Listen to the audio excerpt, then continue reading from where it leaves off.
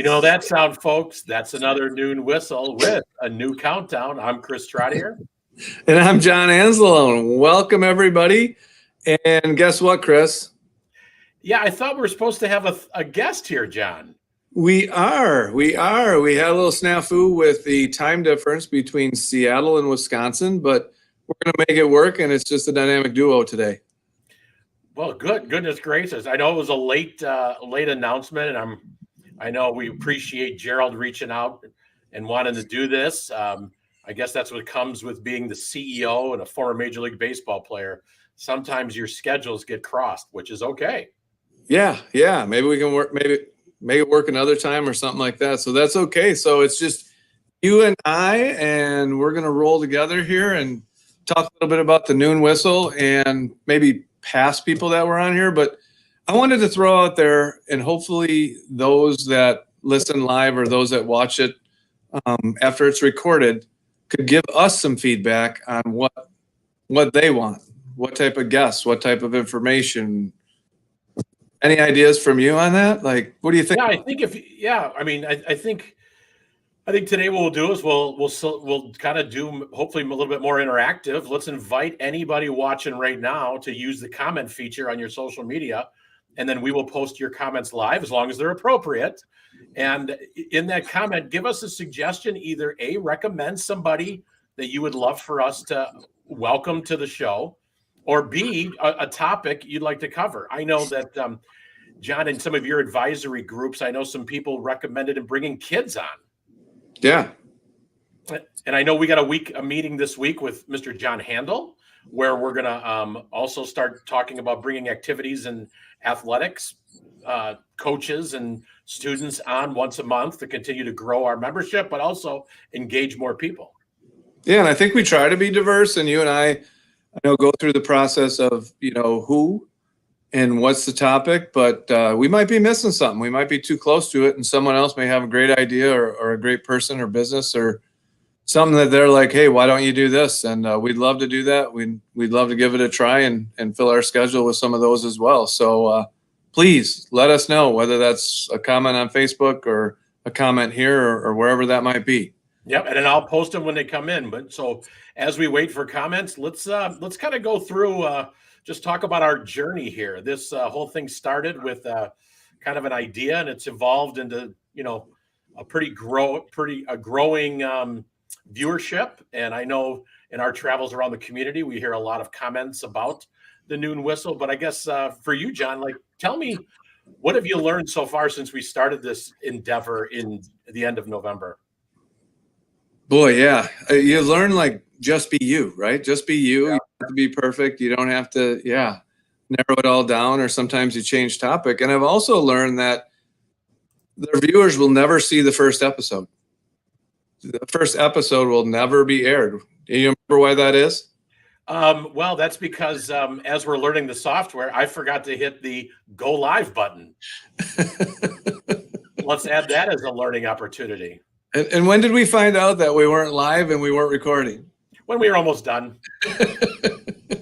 Yeah, so it was great practice. So you live and learn. But yeah, you just learn, be you, and the people you interview always have something interesting that you didn't know, which I think is really interesting.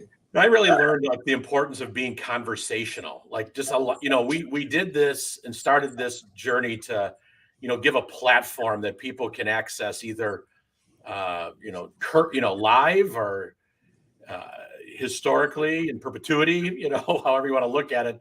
And I just think having the ability to tell the Elkhorn story and bring people on, and I'm hoping that through this opportunity and through the noon whistle, teachers and families can start using this, or even businesses, as part of their own story, or even educationally to tell their story.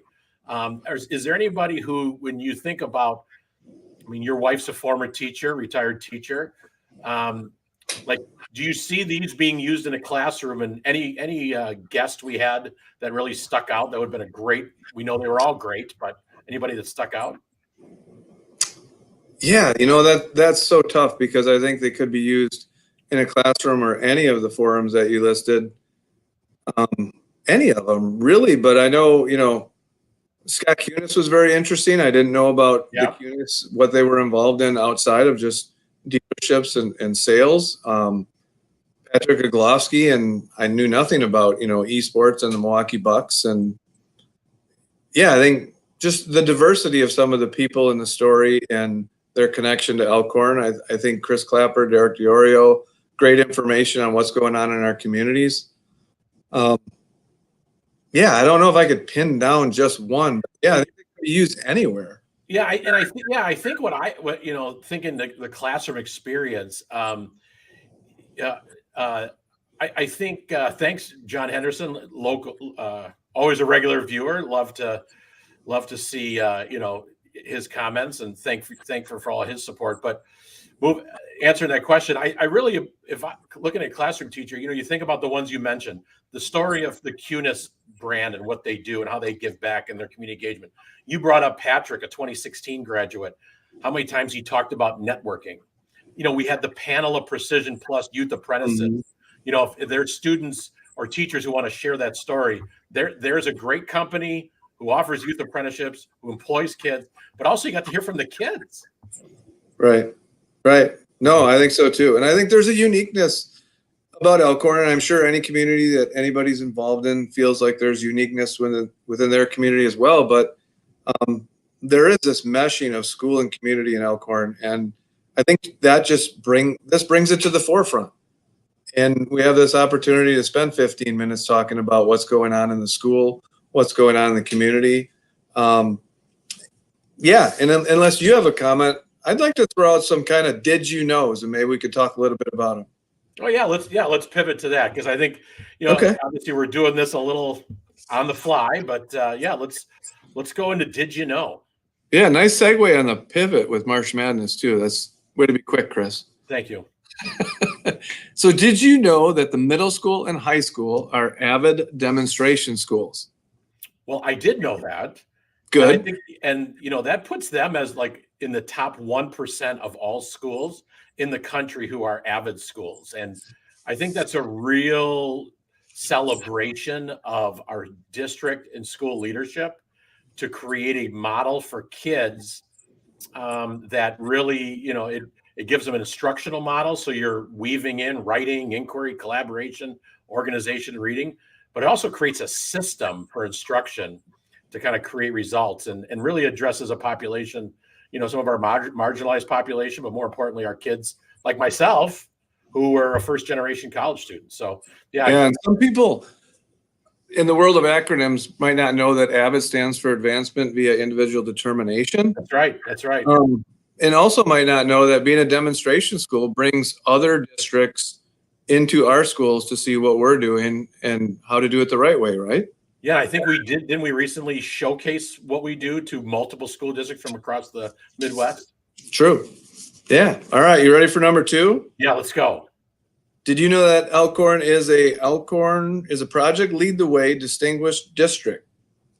I heard that. What does that recognition mean?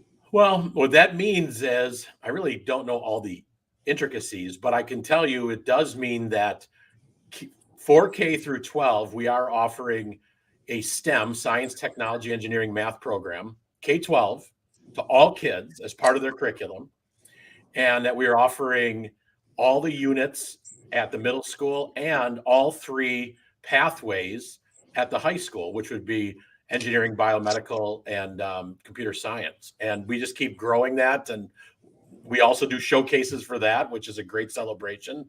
And I just saw that post on Facebook. And I think sometimes, I've been involved with Project Lead the Way since 2005.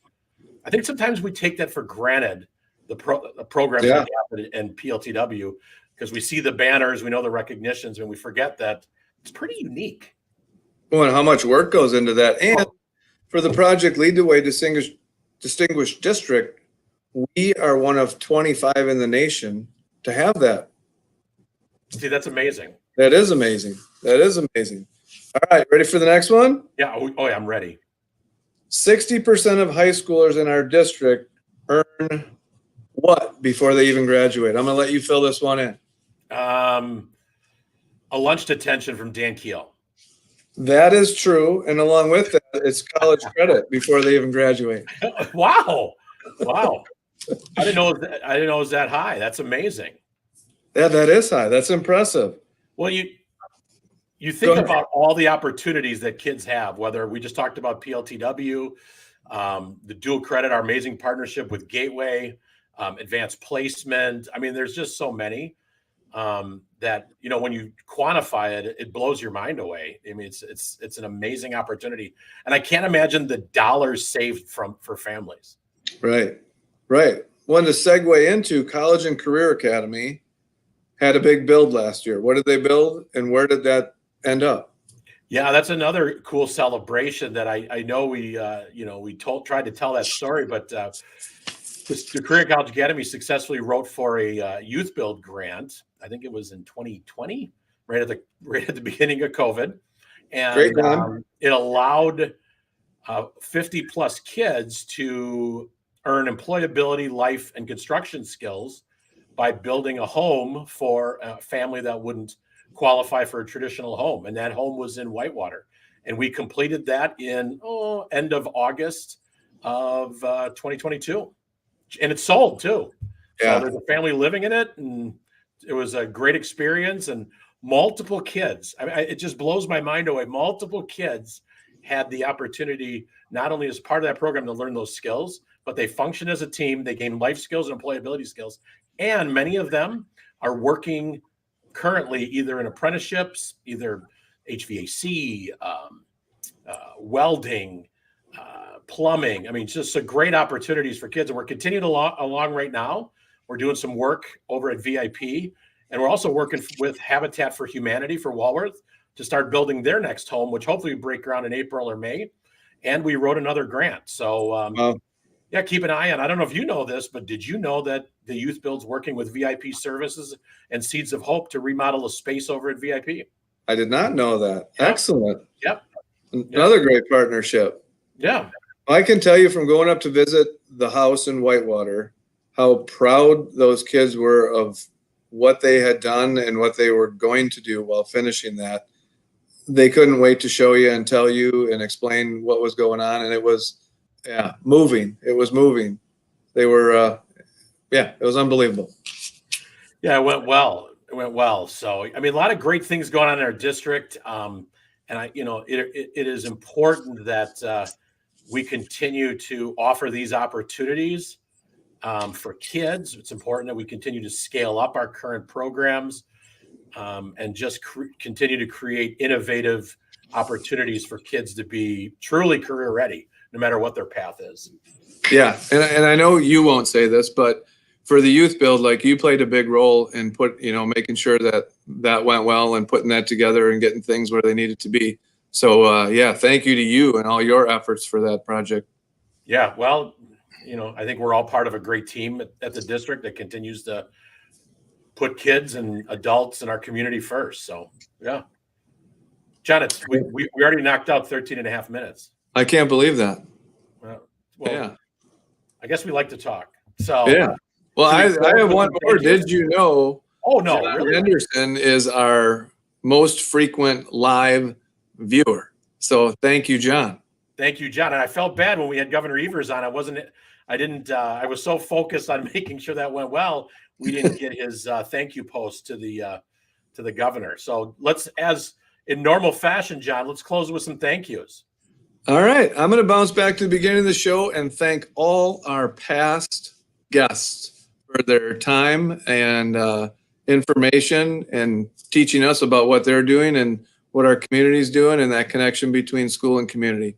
Yep. And I'm going to thank, because I won't be on next week, so I'm going to give a thank you to the founders of the Mini Hoop League. Ooh. Yes. Pretty popular activity in the Elkhorn area community, made the Journal Sentinel. So who we got? Kyle Shaneberg, Connor Handel, and a returning guest, Sam Stebnitz. Yeah. So I can't believe next week. You're going to leave me alone with those guys. I'm guessing you will do a lot of listening. So probably. All right. Well, John, I appreciate your flexibility. I'm glad we pivoted, and we'll try and get Gerald on another time. But thank you, Gerald, for your interest, and hopefully we can get him on sooner than later. And we know he's a busy guy. So with that being said, yep. Look at this. We got good info from John Henderson posting again. All right. We can always count on John. But with that, on that note, you know the sound.